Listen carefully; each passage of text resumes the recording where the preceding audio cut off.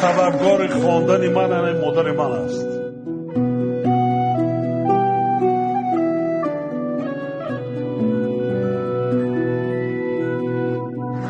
مادرم گفت که از سر بچه‌م هم کار میکنم، گاوتم نگاه میکنم، اوقاتم میپزم، پوشاکتم میشم، همش میکنم، بچه‌م هم دابته بروا خواند. مادر چیزی عزیز است. وقتی هست پدر و مادر به قدرش نمیرسیم. هست. من همیشه کردم، با بگم هیچی نکردم. برای چی؟ همه چی دستم ده بود. یکی مادر من نگاه کردن نتونستم، پدر من سال نگاه کردن نتونستم. برای چی؟ حاضر میستم کودکام میگم نبیرو من نصیحت میکنم که شکرانه کنید.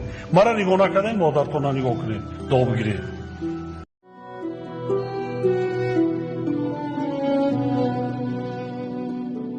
من وقت ندارم، من سرکارم. فردی که مادر و پدر دوست میدارد ساعتش میاد دیداربینی میکند، کمک میکند، دستگیری میکند، طبابتش میکند، غمخوریش میکند. ما فراموش نکنیم مادر ما را هست کرده به دنیا، پیغمبر مادر به دنیا، از دامان پاک مادر آمده است به دنیا. یادی تو هنوز در سرم باز گردان است، نامی تو هنوز دست و پنجه رو بینی؟